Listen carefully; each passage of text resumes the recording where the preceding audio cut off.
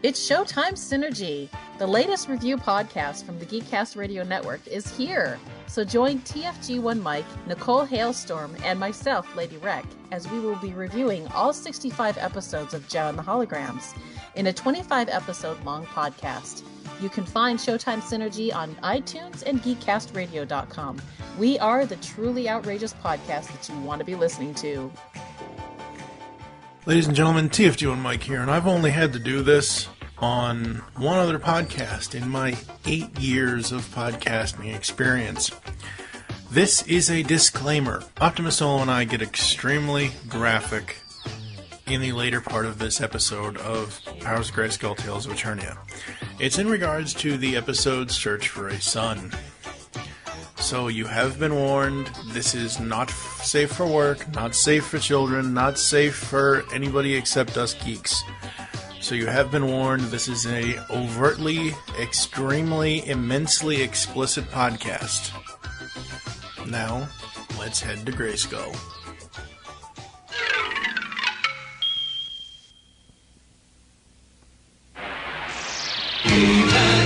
And the Masters of the Universe. I am Adam, Prince of Eternia and defender of the secrets of Castle Grayskull. This is Cringer, my fearless friend. Fabulous secret powers were revealed to me the day I held aloft my magic sword and said, "By the power of Grayskull!"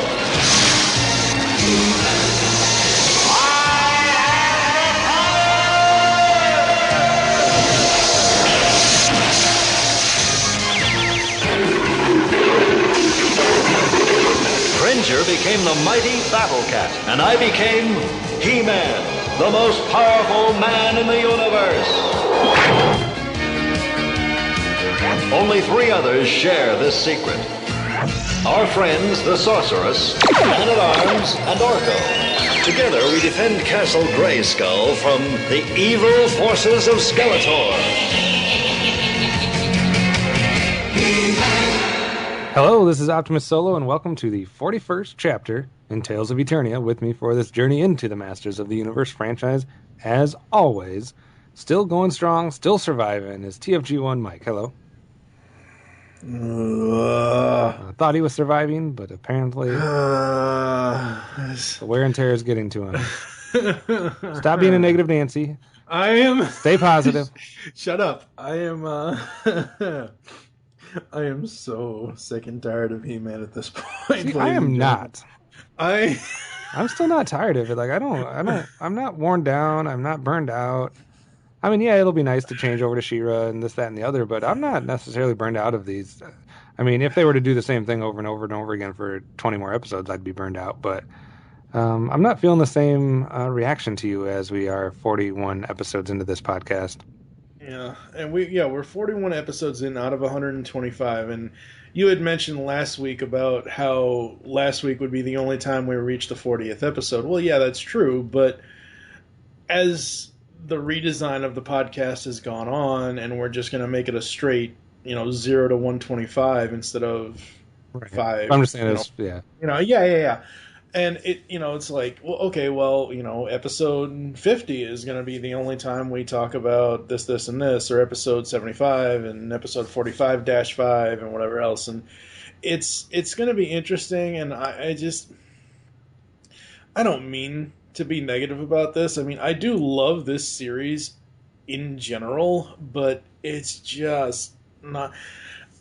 The problem is this series was not made for the television and cartoon writing that I'm used to nowadays. It was made as hey, this is an adventure of the week. Right. Beginning, middle, and end. And that's all well and good. That's an amazing, it was an amazing format for the time, but it's like, give me more. I want more, and I know I'm not going to get it. Yeah. So this is the final of the first of the final 5 episodes dealing with the 1980s He-Man cartoon. So we're in our final 5 episodes. So are you ready for the Powers of Grayskull, sir? I suppose so. All right. Well, in this episode of Tales of Eternia, we will be giving you our thoughts on episode 120, Monster on the Mountain, episode 121, The Magic Falls, and episode 122, Search for a Son. So we hope you're ready, because it's time to go back to Eternia.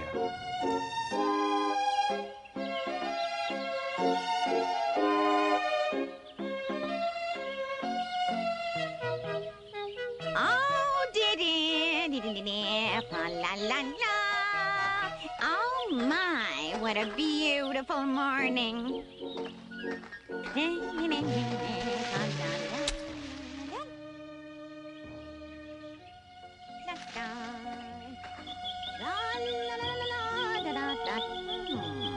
Oh, 'twas worth the walk. This well has the sweetest water in the forest. Oh, I hope it's not. It is the Tingler! Help! I hope we make it to the market in time. Oh, Squire Wilkins, it's horrible. It's terrible. Calm yourself. Nothing could be that frightening. He's come down from the mountain, and he's after me. Who? The Tingler! Tingler. Yeah. All right, first up today is episode 120, Monster on the Mountain. I find it funny that if you go back to episode 40 of the podcast, and at the end of that episode, we talked about what we were looking forward to or what we needed to happen here in these final 5 podcast episodes. And you had mentioned that you wanted to see more of the standard writers.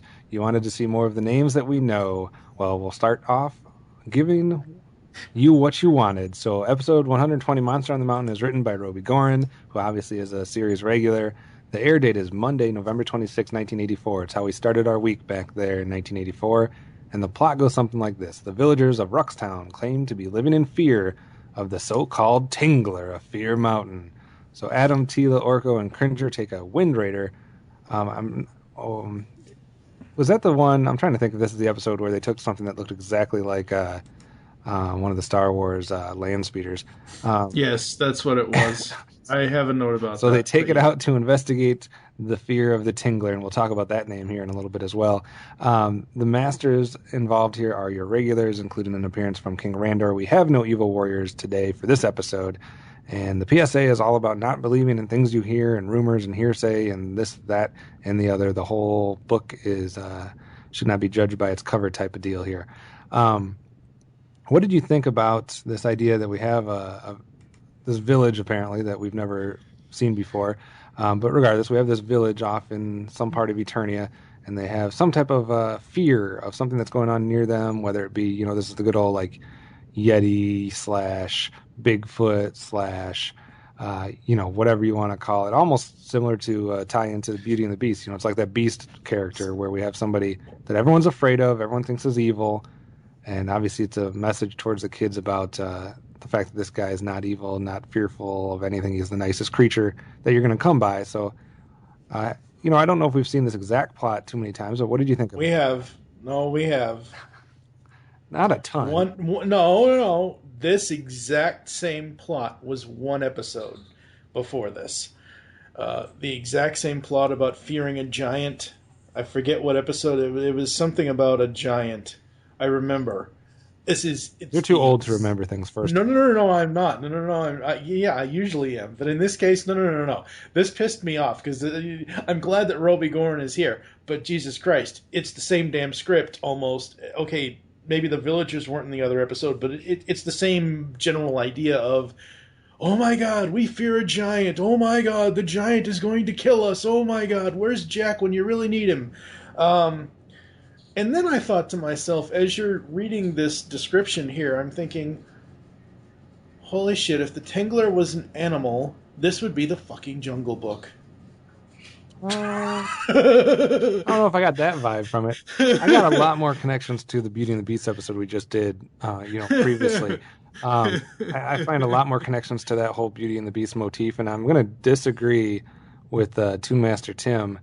We'll talk about that a little bit later. That episode. But so from a plot standpoint, it is something that, like I said, we haven't seen it like ad nauseum. We haven't seen like 12 episodes like this, but we've seen a couple. So to me, for something like a plot like this, I'm not gonna score it based on the plot. Mm-hmm. When I get an episode like this that is not necessarily the most unique thing in the world, I almost directly go to scoring it based on execution. So I'm not going to fault it for the plot. I'm not going to fault it for the angle that they took on it, because they did try to tilt it as much as they could to this whole rumor thing. And it's probably the episode that has more of a focus than any of the other 120 episodes we've watched so far towards the actual villagers and the rumor part. We've had only one other time where it was even close, and that was when it was a bunch of kids that were doing it. But this time it's a bunch of adults, and they're feeding that rumor mill. So I kind of appreciate the fact that they're dealing with that, because that is a major issue for all kids growing up, is learning how to cope and deal with rumors and gossip and that type of thing. So I'm not going to fault it for the moral, and I'm not going to fault it on the plot, but it's an episode that you have to have good execution in order to be a good episode when you do this, because you don't have anything creatively unique or special that's going for you, so you have to execute right. So plot-wise, I'm not going to score it on the plot. I will, and people, we've been doing this for 40 episodes, obviously 41 now, but everyone knows I am crazy when I do my point scale. This episode, crazy. Shut up. I know you are, but what am I? I know you are, but what am I? Here's the thing, folks. I will immediately take off any amount of points, whether it's 1 star, 2 stars, whatever, for something that is so stupid and ridiculous. We talked about this last week in Beauty and the Beast. And I forget if it's He-Man that says it or if it's Adam or whomever. Someone says, and I quote, and I specifically wanted to bring this up in the plot because this is the stupidest thing I've ever heard. Mount Fear is the most dangerous mountain on Eternia. Wait, what? Hello, it was Adam. What about Snake Mountain? Hello? I mean, come on. Okay, yeah, I know. As He-Man, he just walks into Snake Mountain and, he can pretty much kick their asses. But for everybody else in Eternia, Snake Mountain would have to be the most dangerous mountain on the friggin' planet, not Mount Fear. I mean, Mount Fear sounds like a place where the Batman villain Scarecrow should live, for crap's sake. Oh. Okay, how do you really feel? Yeah.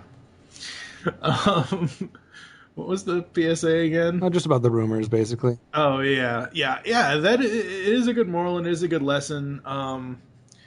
You should never believe everything you hear, believe everything you read, and all this and all that. And,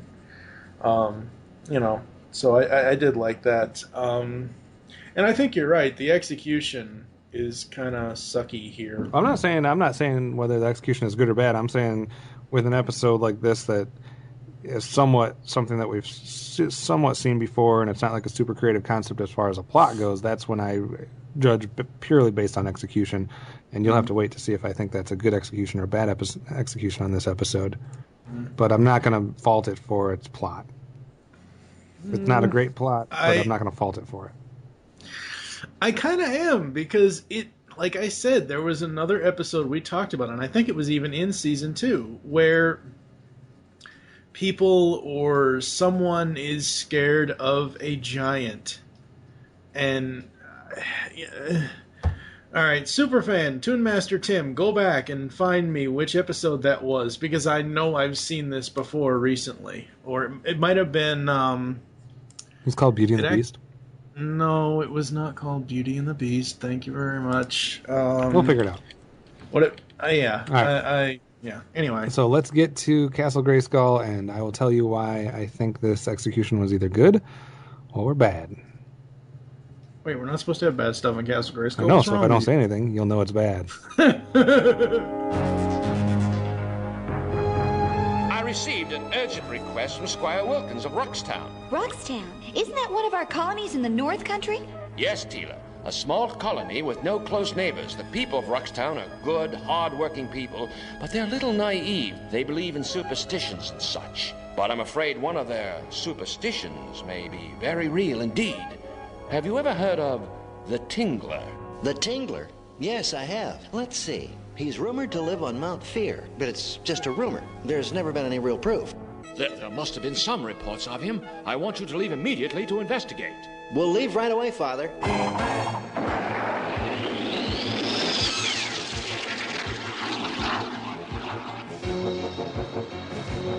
Well, there it is. Mount Fear, the most dangerous mountain in all of Eternia. I can't imagine how anything could survive there. Look at that snow. Well, according to the stories, the Tingler lives in one of those caves. Haha, Season 1, Heart of a Giant. I knew there was another one.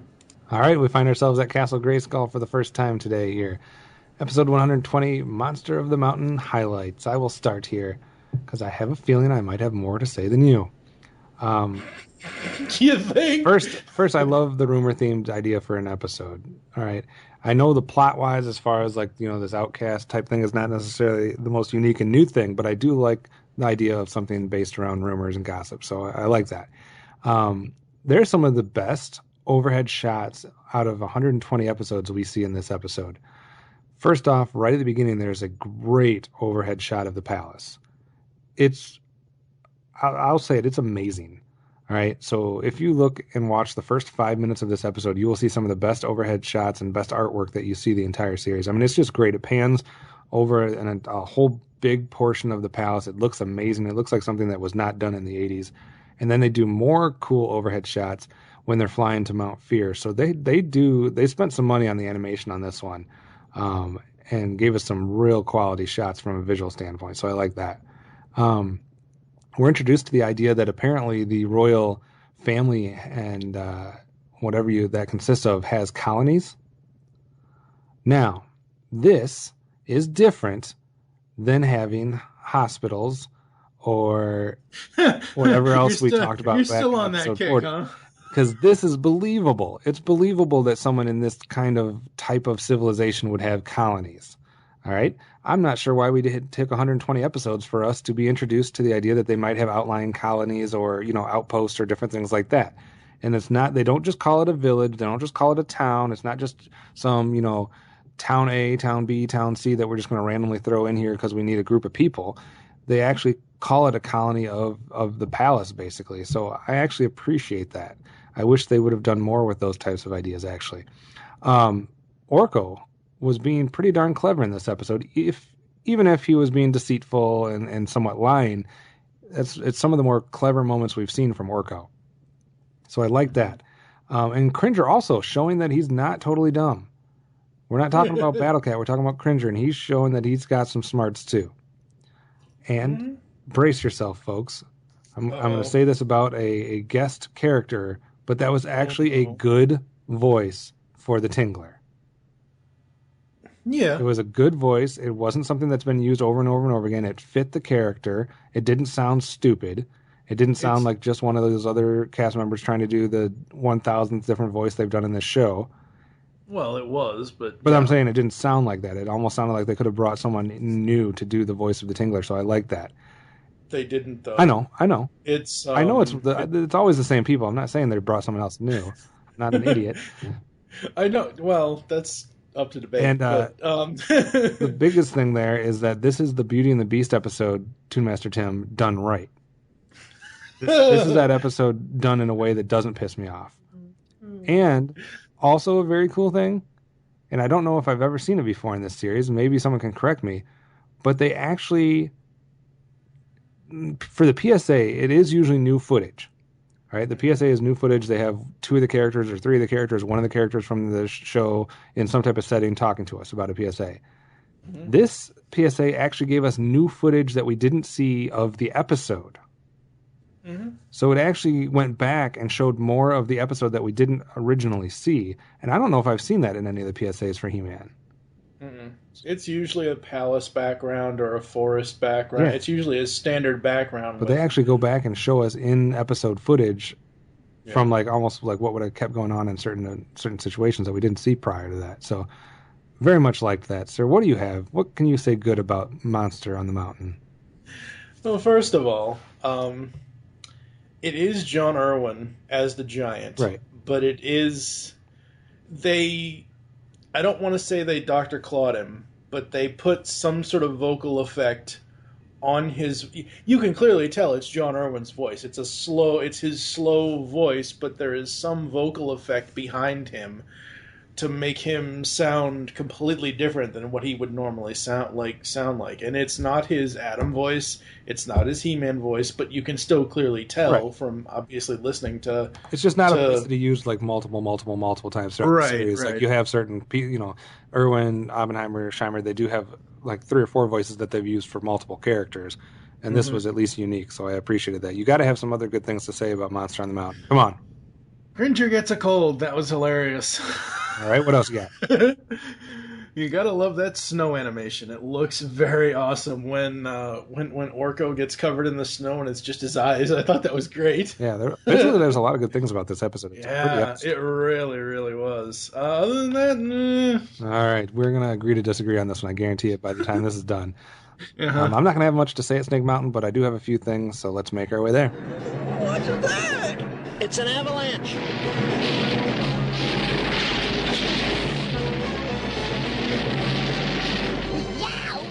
We'll be buried. And so will Ruxtown, Orko. You better warn Tila. This is a job for He-Man and Battle Cat. Battle Cat? Just saying the name makes me nervous. By the power of Grayskull.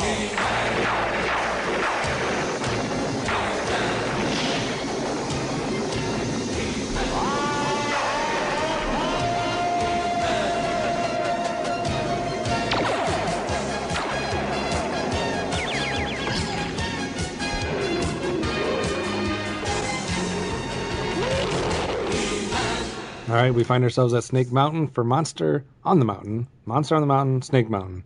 Anyways, sir, what do you have that you hated so much about this episode? We've talked about this before. The science of He-Man is completely screwed up. Right. It really, really is. Now, I know because I've seen them on TV and live action and everything else, and I've seen it on news footage, that avalanches can create a lot of snow. But the fact that they make mention that it's 20,000 tons of snow, that's science. It just doesn't even seem possible to me. So what I would like is anyone listening to this podcast, go over to the website when we release this, comment on this episode, and let us know if the avalanche scene in this episode of the cartoon series, if 20,000 tons of snow is possible for, like, I know in general avalanches, obviously it's a very, very dangerous thing, but it just, why 20,000 tons? Why did they say that? Like, what? I don't know. I think just maybe to give a hint to the magnitude of how much snow we're talking about. Maybe. Tila, get over yourself. She says, "What a guy," about He-Man when he goes to leave to change back to Adam, and it's like, okay, he's gonna be around, and like, you don't already know this. You've known this for 119 episodes, or whatever the hell. The Tingler isn't even that ugly. He's just a giant. Just like the other episode we had a giant in, which was feared. Like, I mean, the Tingler isn't like... If it was like a Medusa thing, where it was a female giant with giant snakes, or, turns people to stone kind of thing, I could see that, but the dude isn't even that ugly. Yeah. I mean, it kind of reminded me of you a little bit. No. Just kidding. You need to shut the hell up right now, Adam Levine. You would not be Blake Shelton, so let's get that out of the question right Yeah, here. whatever. You're the one that superimposed the image. I'm the tall country guy. Yeah, no, not at all. No, I am tall. Yeah, you're Adam Levine-esque as far. Anyway, I'll take that as a compliment. I don't know about that. Took him a while to. Anyway, and really, honestly, outside of the whole rumor angle, which, like you, I did find interesting that they explored it. Outside of that, because I don't know, this episode for me just turned boring after a while. Once we were, these people now have to learn, and they still don't learn after He-Man and Adam and Teela and everybody telling them, hey, look, why don't we find this out? And, oh, hey, let's go into the windmill because the giant's in the windmill. And it turned out to be some other guy trying to get the windmill. Just, no. I didn't really have that much that I didn't like about this. A couple things that you kind of mentioned, though. I literally have my second note here, quotations, what a guy. Since when does Teela have feelings for He-Man? Because that's what I got out of that. Like, she was all enamored with He-Man and, oh, what a dreamy guy type thing. Well, what the heck is that coming into the series for? We've had 119 episodes. She hasn't done anything like that. So that just was weird to me. And then the Tingler. Seriously, that's the name they went with? I'm not trying to get dirty here, but why would we call a monster in a He-Man cartoon the Tingler? It had nothing to do with him. There wasn't like he did anything remotely similar to that name or any, like, it's just a weird name that threw me off. That's weird. And then a little nitpick here. So Teela just walks off, allowing Adam to transform. Like, that was the least amount of effort I've ever seen in the series as far as He-Man or Adam turning into He-Man and getting to a new situation. Like, usually he has to cause a distraction or he has to give a reason for going here, there, and the other. That time they didn't do anything. They just literally had Teela just for no reason walk off in the distance, and then he was able to change into He-Man. Like, there was no effort there. They're like, we need him to be He-Man. Everybody else walk off stage. We're 10 episodes away from the finale of the series.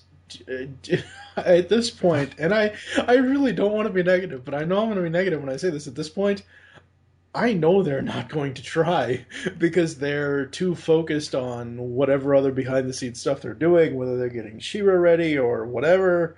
It just... That was weird that they just was like, it was even silent. And I'm like, as I'm watching, I'm like, is Teela literally just going to walk away so he has an opportunity to turn into He-Man for no reason whatsoever?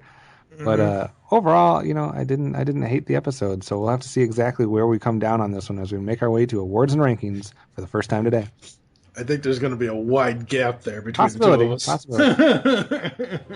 His footprint where? Look! That's no footprint. It's a dried mud pond. Well, it looked like a footprint. What are all you people doing in the forest? We're after the Tingler, and this time we'll catch him. Adam and I better do something about this, and fast. Well, you see, I'm a hermit. Yes, I live by myself. People have always made fun of me because I'm so big. They call me names. But here I am in peace because the birdies and the trees, they're my friends. They don't call me names. They don't care if someone is big or if someone is small. No, I can't help it if those silly villagers call me the Tingler. Well, that's the way it should be. But if you're not a monster, how come you go around staring everybody? I don't try to scare anyone, no. I usually live high in the mountains, but with all the snow lately, I've had to come down to the lowlands for food and water. Oh, that's why you were at the water well. And when I saw you and your friends, I was trying to warn you about the big avalanche. Well, I'm going to go back to Adam and Teela and tell them what happened. All right, it's time to see what the gap is between Mike and I on this episode. I'll start here with the hardware. And I'm actually going to give a power sword to Roby Goran. I know you're going to think that's ridiculous, but I like the idea of the rumors and the way that they executed this one. I thought, the plot wasn't that great standalone, and there was a lot of ways for this plot to be a bad episode, but I thought he executed it in a way that made me entertained and still got the message home. And I like that it was the adults that were the ones that were kind of creating the rumors and kind of fueling that. And I thought the entertainment value was there. I didn't get bored with this episode like you did. It wasn't fantastic. I mean, it doesn't have evil warriors. It doesn't have a ton of action, but it was pretty quick-paced. There's some humor involved, and there's some great visual things to look at. So overall, I thought he executed it pretty well. So I gave a power sword to the writer. What about you? I'm going to give 2 power swords. I'm going to give one to Cringer and one to Orko because they're just awesome. I'm going to give a Havoc Staff to Tila because she just needs to go away at this point. I got to give a Havoc Staff to Roby because it just reminded me the rumors thing, like I already said, the rumors thing, that was great. If they had done something else other than another giant, if they had done a troll, or if they had done anything other than a giant, it would have been much better for me. All right, fair enough. There's not like a ton to write home about this episode. It's not like there's all kinds of great things that I wrote down. But I just, for some reason, found it entertaining, and I'm not going to go back on it. When I watched this episode and I decided what my rating was, I wrote down 4. So I'm going to stick with that. 4 Battle Cats out of 5. It might be the weakest 4 out of all the 4s I've given out, but it's still a 4. Okay, before I give my rating, I'm on IMDb right now, and I have their little mini blurb of the season 1 final episode, The Heart of a Giant. It says, He-Man and friends help a giant hermit from the clutches of an evil circus master. Okay, so that episode you had a giant, being controlled by an evil circus master. This episode you have rumors and a giant being feared from the people. It's a little different. It is a little different, but the fact that it's... Anyway, 2 out of 5 Orcos. All right. At least you didn't give it a 1 or a 0. So, no. If you average it out, that's probably a pretty good 3. I will agree, average. this is not as bad as Beauty and the Beast. Thank you. All right. I'm going to move on a positive note then. We're in agreement. Coming up next, episode 121, The Magic Falls. Gather round now. Let the word be carried far and wide to the far corners of Eternia. On this day, at the announced hour, King Randor will hear the requests of his people, that he may do whatever he can to help them. Long live King Randor! Isn't it wonderful? What other king goes so far out of his way to help his people? None. And it does open some very interesting possibilities.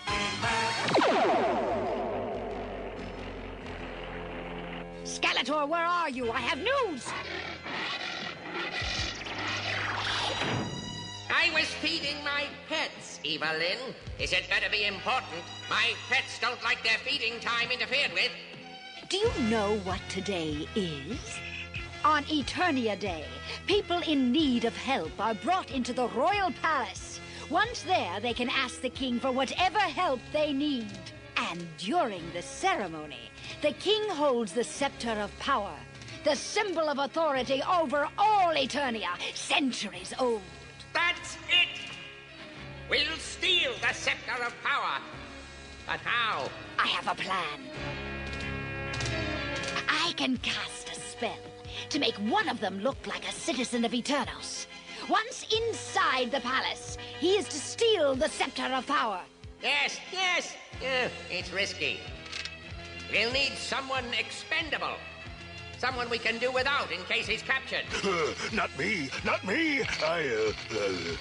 I'm not feeling very well today. Me too. Cowards. I'll do it, Skeletor. It'll be a pleasure. There's just one danger, Skeletor. Orko. As a magician, he might see through a spell of disguise. I can take care of Orko. Then the scepter will be mine.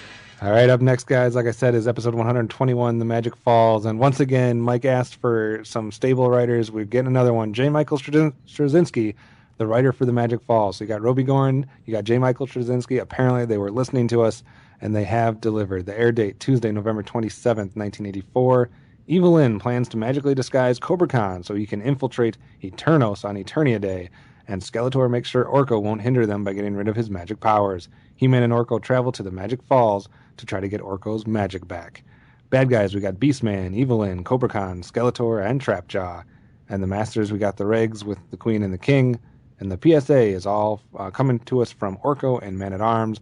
It's about teamwork and cooperation. What did you think about the whole Eternia Day setting and the Skeletor's idea to infiltrate it using Cobra Khan and the whole Orko side story about he could be the one that could see it, so we got to get rid of his magic? What do you think? Once again, when they actually have Skeletor and the Evil Warriors in an episode, Skeletor is being smart about his plans. He's planning ahead. He's not just rushing in blindly, trying to take over with shadow beasts or whatever. And I did really enjoy this one. I thought there were a lot of comedic moments in it. At the same time, there's a lot of execution problems in this. Interested to see what those are. I'm saying, like, obviously I'm not going to give them away here, but I have so many. I have few nitpicks, and it is more so about the characters and how they do their actions, like when Evelyn does her magic, or when He-Man performs a task. It's little things. It has nothing to do with the writing or the overall execution of the episode. It's more so the little things that I noticed that are like, wait, what the is going on here? They should know better by now. This is the 121st episode. But overall, the plot is great. Absolutely love the plot. I love the fact that this is an Orko-centric journey. So yeah, really, really enjoyed the plot here. Yeah, I mean, I might have some issues with the setting that we'll get into, but I like the whole idea that there's some type of thing going on, whether it be a festival or some type of public event going on where Skeletor thinks he's going to infiltrate it to do something. I like that setup, and I like the idea that they're using these different characters, etc. I do have a couple issues with the actual setting that they went with, but that's not too hard to get over. But yeah, I'm down for the plot. Like I said, it's not a make or break plot for me. So again, it's going to come down to the execution, and I guess we'll have to see how they did it to see exactly how much we have to talk about when we make our way to Castle Grayskull. Okay, now for the hard part. You like acorns, right? Good. Now watch. Bring us something small and neat. Up here now. Something good to eat.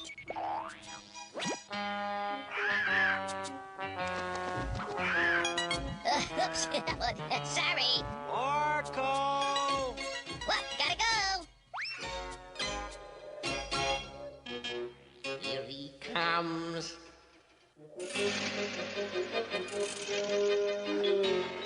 Skeletor! Evelyn! Well, what are you doing here? Why, we're here to see you, Orko. Yeah, well, I hope you didn't come to see me too long because I'm gone! Now, Skeletor! He can't see through our magic. If we take away his magic... What was that? Orko, where are you? Better get out of here, fast!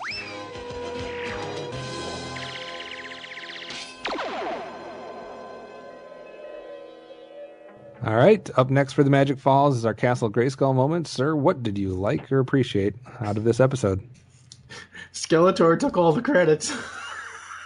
Skeletor's hilarious in this episode. Skeletor took all the credit. Evelyn comes up with this great... And see, that's the coolest thing about this is it's not even... Yeah, sure, I said that Skeletor is being really smart here, but it isn't even Skeletor's plan originally. It's Evelyn's plan, and it's so hilarious that Skeletor took all the credit. Track.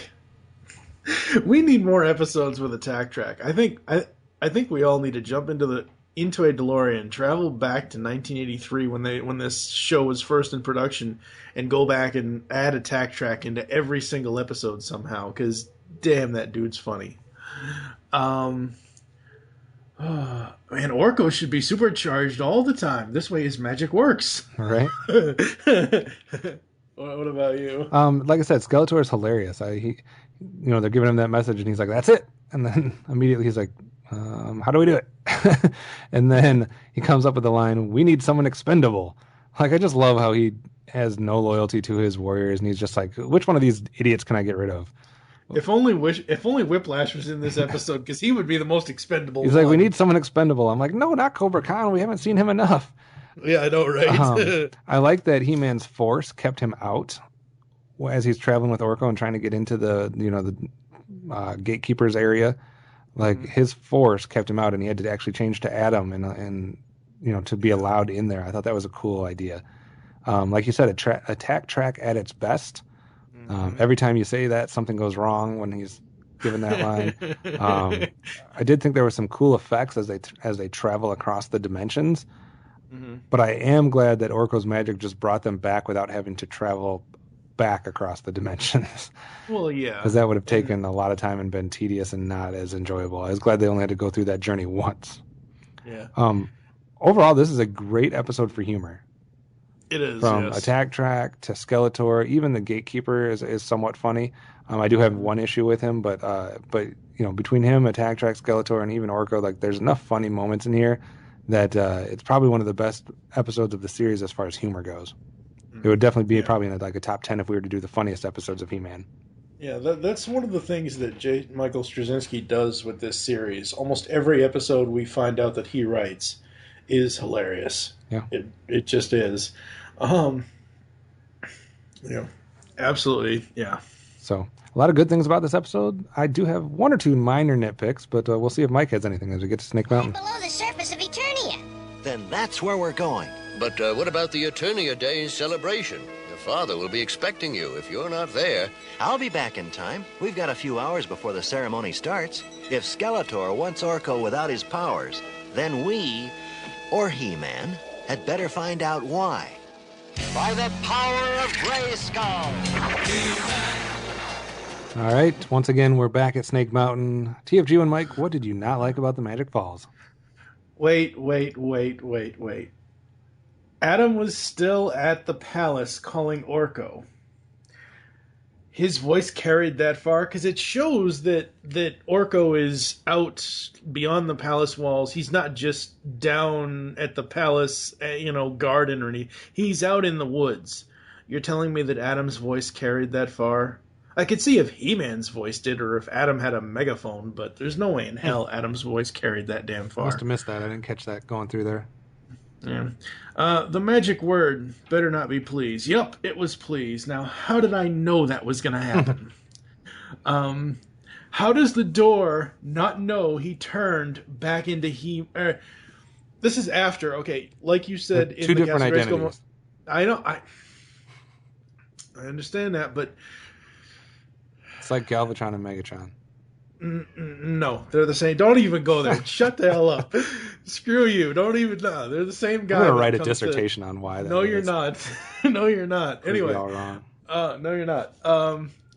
So yes, I understand they're two different identities, but the door, and I like this, like you said, the door says because you tried to force your way in here, you are not allowed in. So He-Man immediately goes around a rock, transforms back into Adam. That's the other thing I don't like about that. I wanted to see the transformation back. I wanted to see the reverse transformation, and we didn't get to see it. Shut up. This is a great message, though, and I'm glad they threw that in there, that the solution to the problem is not always just busting your way in. Well, yeah, that is a good message. Yeah. I still don't know how the door didn't know that he had turned back into He-Man. Because I assume that the door is an overall essence of the entire place. Yeah, I can see. Kind of like the spirit of Grayskull. So that's where I was kind of going with that. Let's see. Evelyn. She can only change the way he looks. Really, it's Evelyn. She's a powerful sorceress. Why couldn't she change everything? Yeah, I'm pretty sure she's done that before, where she's changed the voice. So yeah, minor nitpick there. If you're being consistent throughout the series, that usually that's not an issue for her. I got one more, and that's it. And you can go. I know He-Man can run fast, but he ain't Superman or the Flash. There's no way he should have been able to outrun the bridge collapsing. I will take He-Man over Superman every single day of the week. Okay, what didn't you like about this? Get that lame-ass Superman out of this conversation. I always have a problem with this every time a series does it. I understand that they needed a public event or a festival or avenue for doing what they were going to do, and I have no problem with that. I can't stand it when they come up with stuff like Eternia Day, or when they try to make a holiday that would be like an Otherworld's version of an Earth holiday. Eternia Day is just lame to me, and I need some education on this, because I understand that it's Eternia, and that the people from Eternia are Eternians. where did the whole phrase Eternos come from? Because at one point they're like, citizen of Eternos. Eternos, as far as I know, without looking anything up, is the city where the palace is. So the world is Eternia and the city is Eternos? Yes. That's just weird. That's as far as I know, without looking anything up. Okay. Well, someone educate me on that, because that just seems weird. I didn't know that they were so closely to be named the same thing. There is some slow parts of this episode. If there was an actual gripe about the episode overall, it would probably be about some of the pacing as they're traveling through the dimensions. It gets a little slow. I didn't have a huge problem with it, but it still was evident. I could see someone having that complaint. And I think it was somewhat lame. I think the Gatekeeper is an excellent character, but I think it's somewhat lame that it's an exact replica of a previous character. Yeah, it's not just the same. The Comet Keeper. What's that? The Comet Keeper, yeah. It's not just the same look, it's the same voice. It's an actual clone of that character. Mm-hmm. So I wish they could have done something tiny bit. I think this character probably fit this need better. I actually think the Comet Keeper should have been a little different.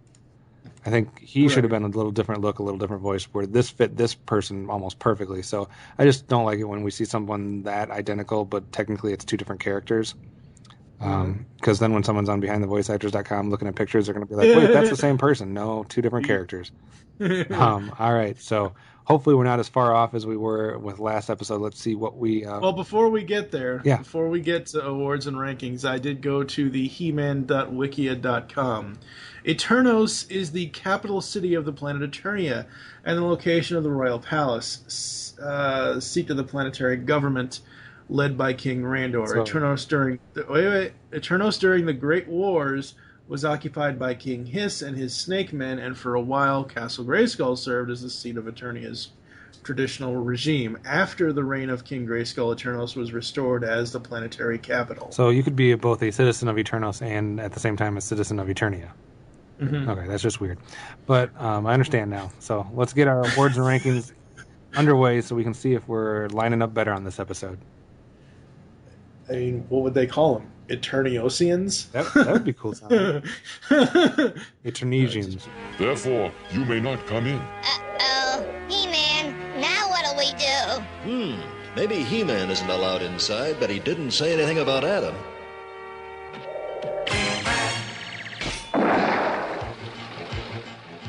Boy, that was quick thinking, turning back into Adam like that. Now that we're inside, it's clear sailing to the Magic Falls. Every time you say that, Orko, something goes wrong. Not every time. Every time. Oh, sounds like we're stuck.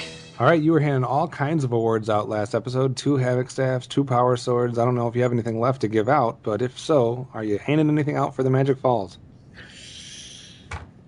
Before I do, let me ask, and I should have asked this earlier in the plot, is this the only time we see that scepter of power? The scepter of power that King Randor has? It's the only time I've seen attention drawn to it. Okay. If it has existed before, it's been a background thing that I didn't acknowledge. Okay. Power swords and havoc staffs. Let's see. I know your closet is running out of those as we wind down the last 5 episodes here. We only have so many to give out, but is there anything? I'll give a power sword to Skeletor for his comedy, and I'll give one to Track for his comedy as well.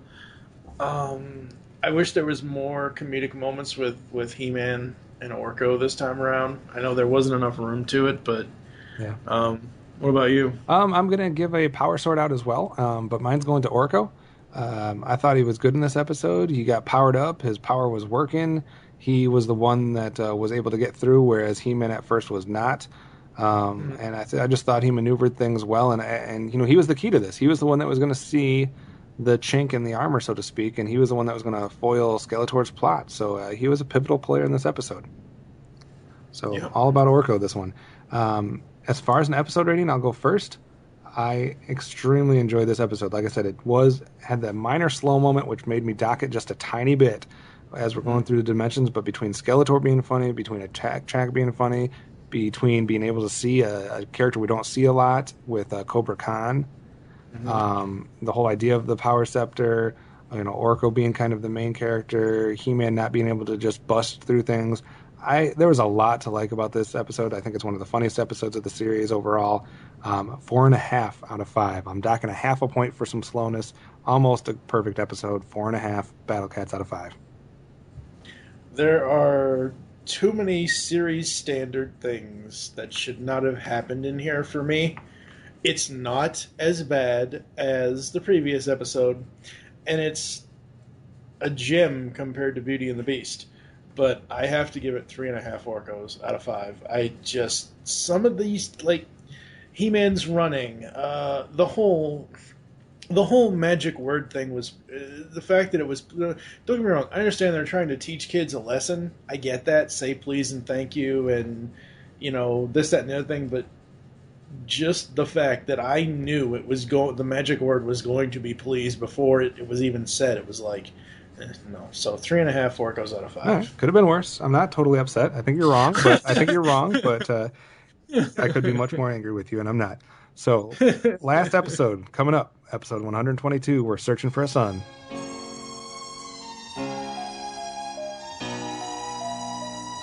Keep your eye on the Chupra, boys.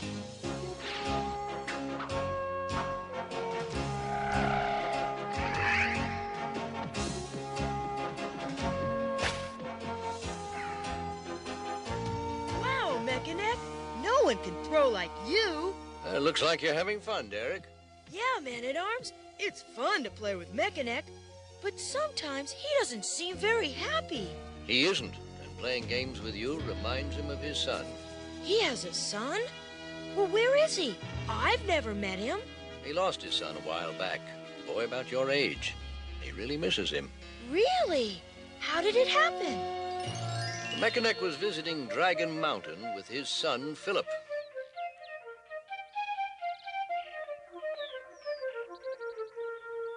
Your talent for playing the flute is a blessing, son. Learn to use it well. Maybe someday I'll be able to play for the pleasure of the king and queen, Father. That's a noble wish, son. Perhaps it may come true someday.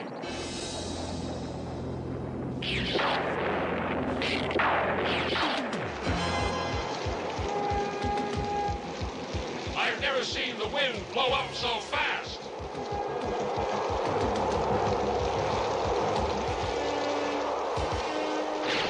Fill in! Fill in!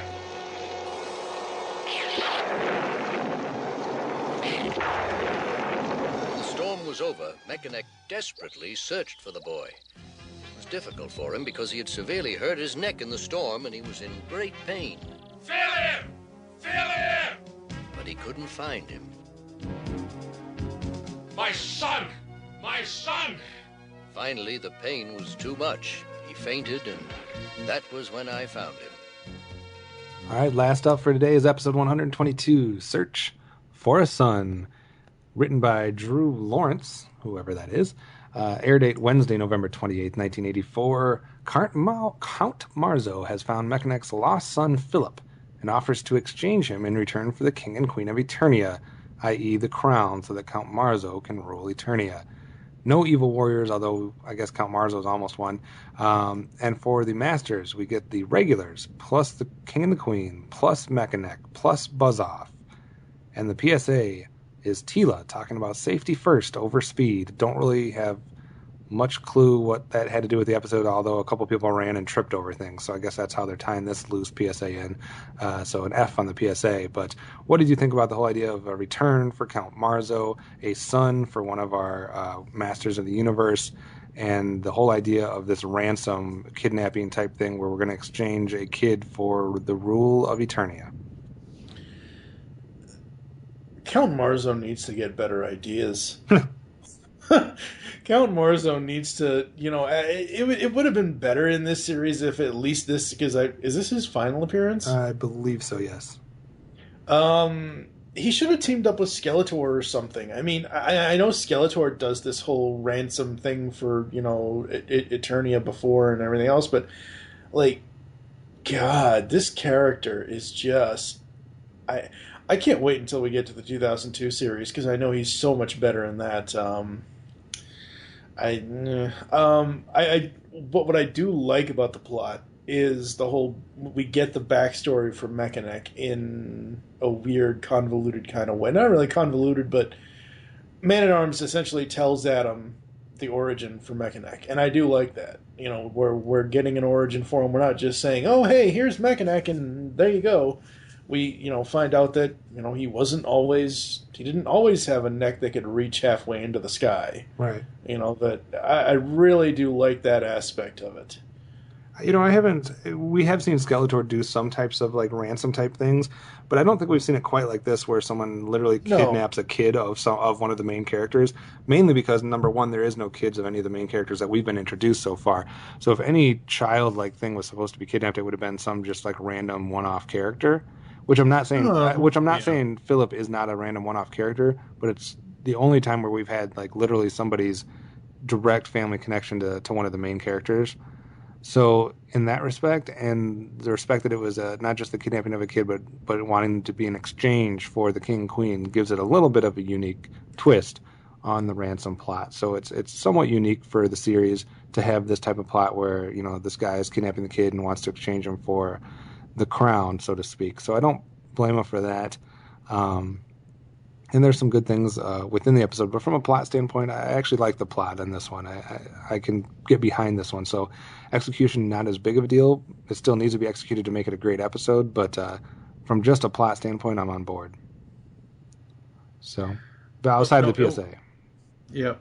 So, all right, last time today, let's get our way to Castle Grayskull.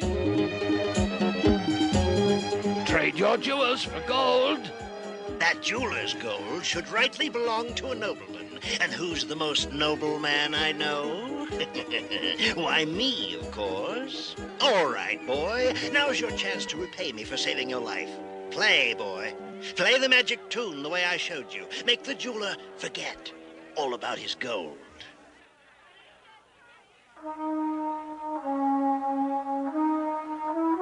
Beautiful. The boy plays like an angel. No! I won't do it! I won't use my flute to help you steal! What do you think you're doing? You fool!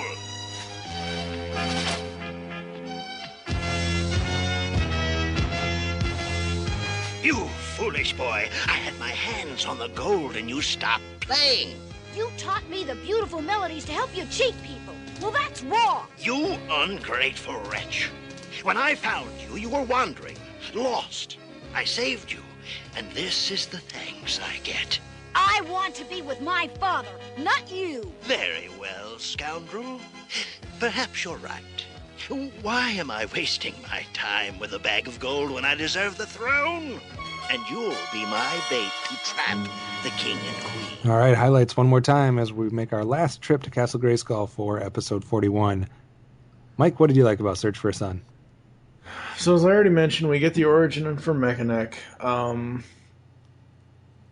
wish we had more of this in general for both sides, the villains and the heroes, because it is such a good thing, and they should have, like, I'm not asking for every single hero, right, to, you know, or every single villain, but like, it would have been nice to find out if Beastman was already red and stupid, or, you know, Evelyn, where does she come from, which I know we'll get to once we see the 2002 series and all that stuff. But I really love the fact that we, so far out of the Masters, outside of obviously He-Man and Adam, because we kind of know, but we'll get a little bit more of that obviously in the giant film later.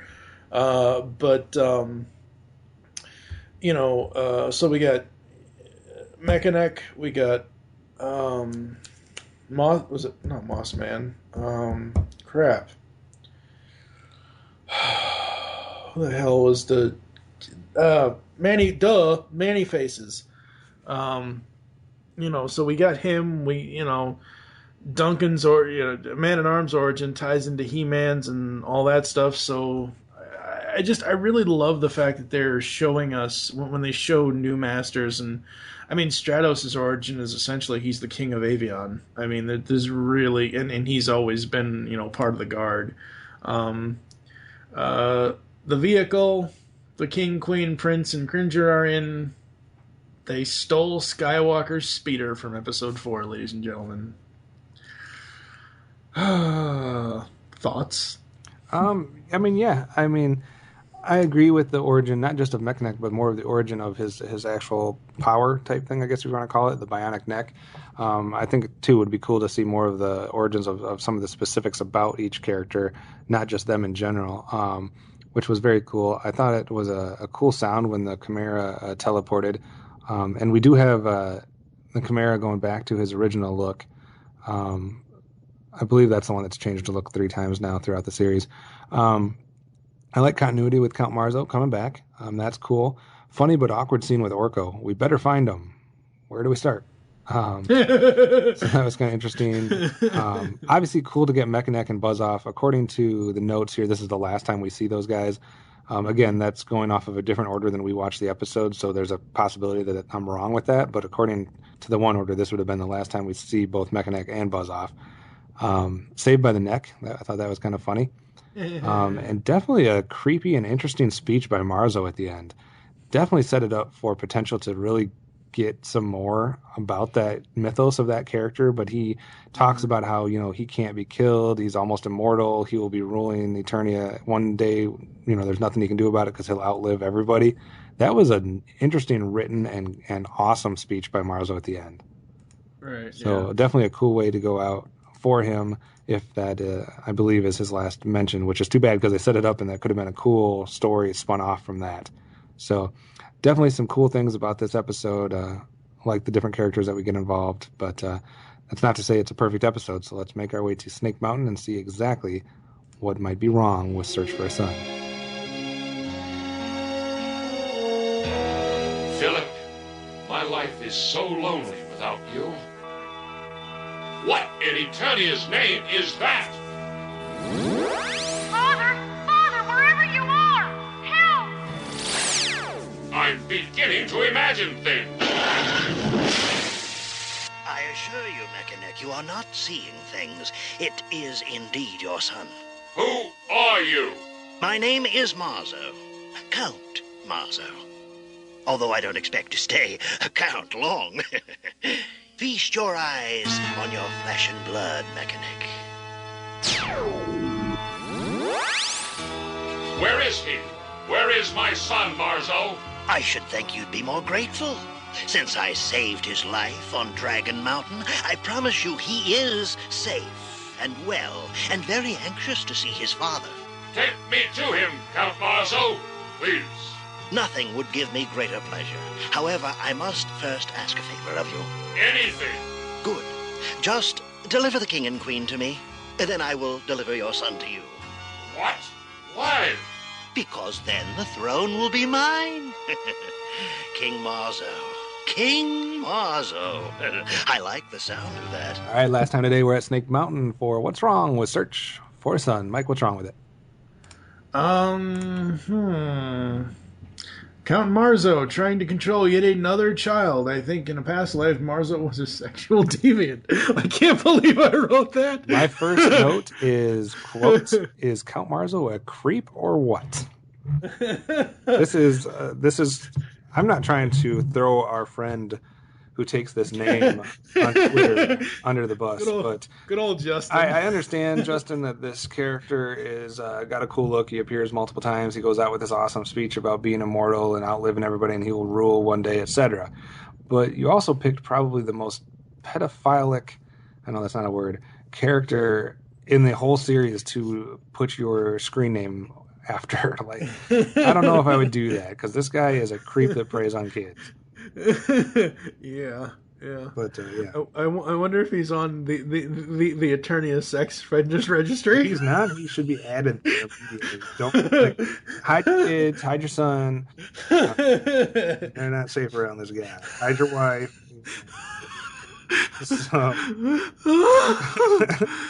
Count Marzo, not to be messed with. He drives a van and offers free candy to kids, and so I guess if you want to name yourself after him, go more power to you. Oh boy, But we're going to hell for this. I mean, I guess he's going to live forever, so he's going to outlive any prison sentence on Eternos.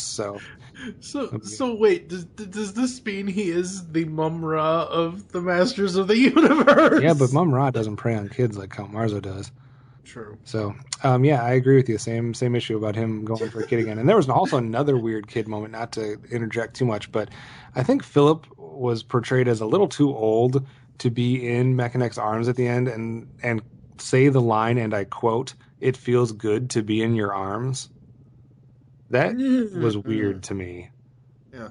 Well, the whole thing is weird with Philip because my other note, and this is really the only note, because let's face it, folks, this is probably, at least for me, the best episode of the day outside of Count Marzo's weird creepiness. If the origin of Mechanek happened a long time ago like they say it happened, then how is his son the same age and looks the same in both the flashback and the present day? Like, I get it. The short answer is, stock animation. But, like, they could have created a animation model for Philip that showed him being younger when, like, what would you say his age is in the present day? Maybe somewhere between 12 and 14? He looked like between 12 and 15 or something. Okay. So if in the past he was, let's say, 7 or 8 or so, because they make it sound like this happened years and years ago. Because let's face it, this didn't just happen 3 months ago. Mechanek just didn't get his powers just now. Right. So, yeah. And also, why are there pterodactyls on Eternia?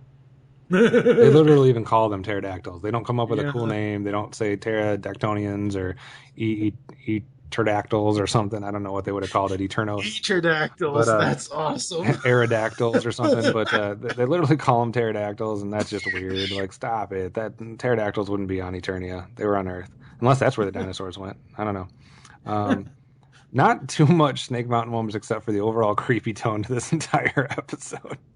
Yeah. It's not just creepy because Count Marzo is after the kids. It's creepy because Philip has this weird connection with his Mechanek, which is not the father-son relationship that most 14-year-olds have with their dad. I don't know. There's some weird things about this episode, but I guess it could be fun for a lot of people. It is one of Count Marzo's best episode, but I think we're going to differ slightly on this one too. So let's get our way for the last time today. See what kind of awards and rankings we have for this one. The king and queen are in the next cavern. Let's go. We have no time to waste. Here comes old Stoneface.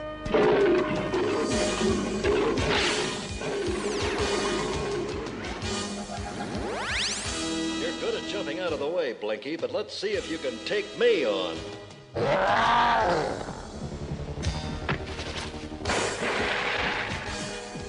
Let's go while he's busy cleaning up his act.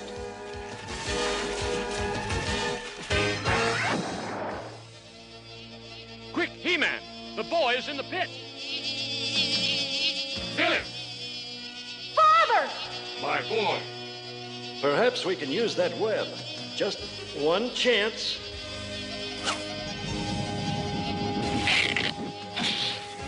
Get ready, son. Put your arm around my neck and hold on. Looks like we missed all the fun. All right, it's awards and rankings time for episode 122, Search for a Son. I just have one award to give out. That's a power sword to Mechanek.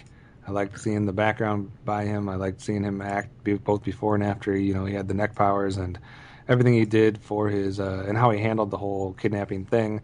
I think his son's kind of a queer, but outside of that, okay, wait. Oh my god. Okay. Like he acts queer. I didn't mean like queer like gay. I just meant like he's queer, like weird. He's kind of I don't know. I'm not going to try to piss anybody else off on this episode. So who do you have for power swords or havoc staffs? Would you be proud if that was your son? I'd be trying to hide him in like a basement or something. Like maybe that's not the first time an older guy's come after him. I don't know. Wow. I just hardware. I can't. I just can't because it's gonna turn way too weird. What were you gonna give out? Come on, say what's on the paper. I was gonna give a Havoc staff to Count Marzo, but he might enjoy it. All right, Havoc staff is going down in the notes for Mr. Count Marzo. No, he won't. He won't enjoy it. It's not unless it's being handled by Philip. Oh, wow. I don't even know if we can publish this podcast now, ladies and gentlemen. Holy shit. Yes, we can. Okay, wait. I will also give a Havoc staff to the writer because outside of the origin for Mechanic himself, this episode was just way too goddamn creepy. Thank you. All right, so if this is Count Marzo's best episode, I'm sorry, but he's not a great character. He is no Granomir. You should have named yourself Granomir, Mr. Justin. That would have been a better screen name. Ratings for this episode. You were at a 2 for Monster on the Mountain. You were at a 3.5 for the Magic Falls. What are you for Search for a Sun? I wanted to give this one high marks, but now that we've explored it, I don't know if I can.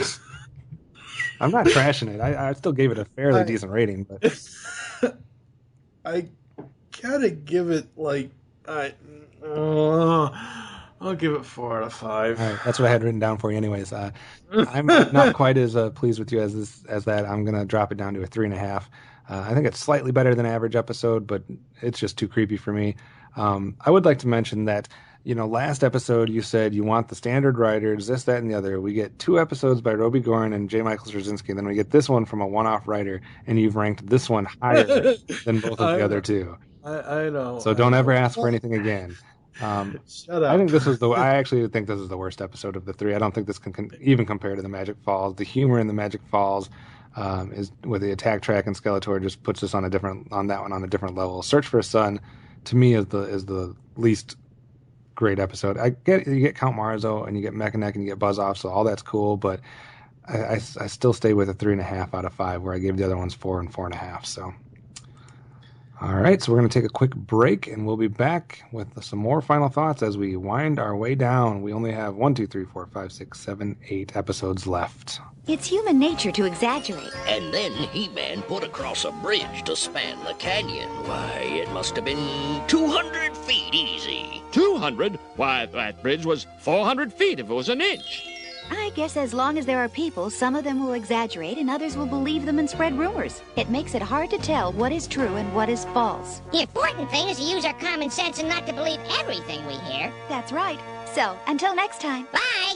On their way to the Magic Falls, Adam and Orko discovered not only the secret of the gatekeeper, but an important lesson as well. In the gatekeeper's cavern, Adam was too far away to grab his sword, and Orko, without his magic, wasn't strong enough to pry it loose. But when they worked together, they combined their strengths and got the job done.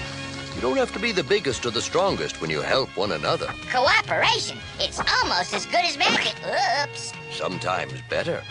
You may remember from our story how my foot slipped while I was climbing up the steep rocks. And when Philip looked over his shoulder while running from the Jolek, he fell into a pit of Lumas. So when you're climbing, walking, or running, you should always be extra careful. Look where you're going so you don't slip and hurt yourself. Remember, it's not how fast you get there, it's getting there safely that counts. See you next time. All right. Well, I've made an executive decision. Usually this is the point where we talk about our overall thoughts on the series so far. There's only 8 episodes, actual series episodes left. 3 episodes of the podcast minus the overall episode. But in lieu of giving our overall thoughts, because I'm banning that from this episode, because Mike gave his thoughts last episode, the series gave him what he wanted, and then he shit on it. So we're not. No, wait a second. I did not shit on it. Well, I mean, you said give me the standard writers, and they did, and you pooped on both episodes by giving them. Wait a second here. Since when is what would I give Magic Falls? 3.5. 3.5? But it should have been a 4.5. No, it shouldn't have been a 4.5. The best episode rating was for the one-off writer. So that's why I'm not allowing you to ask for anything else. Although I should, because at least they gave it to you. So give us some more characters, give us some more, backstory. Do whatever you can in these final 8 episodes to end on a good note, please, and at least don't end on crappiness, because I've been on a roll here. Outside of Beauty and the Beast and Eternia Flower, I've given 3.5 or higher just about to every episode in the last 10 or 15. So I like where we're going. Let's end on a good note. But in lieu of that, in lieu of letting Mike talk about stuff that he's not going to actually like, I believe we have some feedback. Yes, we do actually. What is that feedback? Let's see. Cue Mike being ready to talk. Yeah, shut up. That feedback from last episode on GeekCastRadio.com, our superfan Tim Silvers has chimed in on episode 40 of Powers of Grayskull, Tales of Eternia. He says, okay, I'm going to disagree with you both on Beauty and the Beast. This is a good episode. As I was watching it, I actually paused for a moment, thinking to myself that the title didn't have a whole lot to do with the episode, actually. Sure, you have a storyteller in the beginning sharing the story, and then you have Teela kissing the monster near the end, but really, take away those things and change the title, and I think you get a solid episode. That could easily just have been about accepting yourself and not judging based on appearances alone. Which is the Beauty and the Beast moral. Mm-hmm. There is a lot of action in this episode, and I found it very enjoyable. I'm giving this one 4.5 Orcos. Yes, that's right. I'll comment on the other episodes later. I've already replied. Would you like to read that? Yeah. Kevin replied on the website to this post. He says, "For once, you have shown you have fits of insanity from time to time." Yes, because he just explained the entire thing and said you'd have an episode, if you took that other stuff away, that would still be a Beauty and the Beast episode. You can't get away from the moral. That is the Beauty and the Beast story, that somebody is hideous or awful looking or scary and people don't accept it, and you have to not judge a book by its cover. It's a tale as old as time. Make the same pun you did. But you can't take those things away and all of a sudden get away from the fact that it's still telling the same story. It's still telling a Beauty and the Beast story. You can like it or dislike it. You can like the execution or dislike the execution, but let's not pretend that you just changed the title and it's all of a sudden not a Beauty and the Beast episode. That is the Beauty and the Beast story. Right. And they just threw in her kissing it to add the romantic side of the story. That's not important whether that's there or not. Yeah, in which there was no romance at all. I mean, you can call it it's the Beast story of the Beauty and the Beast. You don't have to have the beauty part. You don't have to have the romantic part, but it is the Beast story. Right. Exactly. So, but we do appreciate his feedback as always, and you guys should all chime in and also go to the website and start commenting. It's not too late to start and get in the game and get on the conversations, even though there's only a few episodes left of the original He-Man series. We got She-Ra coming up. We got a lot of other stuff, so you can jump in, at the point and start commenting on all the episodes for the rest of the 120 whatever episodes we'll do of this podcast. So it's not too late to join in on the conversations. Nope. And I think at some point, maybe on the back end, if schedules can mix up, I think we're going to have Tim on episode 45 with us. We'll see. Not if he keeps talking nonsense like he did on that post. We also, on Twitter, we are, I had created a while ago the Twitter handle @PowOfGrayskull, because it wouldn't let me do powers for some stupid reason. And we had gone back and forth on that. And I had just, as we're recording this episode, I said in episode 41, Optimus Solo finds a monster on the mountain, then the magic falls, and finally we're on a search for a son. And our buddy Count Marzo says, "Search for a Son is Count Marzo's best performance." No, it's not, dude. We've already talked about it in this episode. Well, it might be his best performance. It's just still not something I would brag about. But that's another way, too, guys. If you guys want to get involved, I mean, it won't be... Obviously, we air these at different times when we record them because there's editing and this, that, and the other. But if you start following our different Twitter names as we have for this series, like Pow of Grayskull, you can interact with us as we record because Mike does a pretty good job of live tweeting while we record. Every once in a while you can hear him probably typing in the distance. That's what he's doing. He's a live tweeting to you. So I don't know. Wait a second. Stop. Because when I tweeted that out, I did that in between one of our episode breaks. No, but I'm just saying, that's if you hear anything, that's why. So that's not a big deal. So he's interacting with you, and you can get involved with the record, and then we'll talk about it probably as we're recording, and it'll make instant feedback. So you can follow us on the website or with Twitter and get involved both ways. It's probably the two easiest ways to interact with the show. But how else can people interact? All right. Thank you for listening to Tales of Eternia. If you'd like to get in contact with us, leave feedback for the show, there's several ways to do this. Obviously, as Kevin just said, the website. Send email to feedback@geekcastradio.com. In the subject line, put POGS episode 41 or whatever the episode number is. Leave the show's feedback in iTunes. Please do this. I know there are a lot of silent listeners out there. I'm pretty sure there are. Wait, before you get to that, I don't mean to interrupt you, but we do have some silent listeners out there, and I want to thank those listeners because recently the Geekcast Radio Network did their second annual award show. Oh, yeah, that's right. We didn't even bring that up. We should have led with that.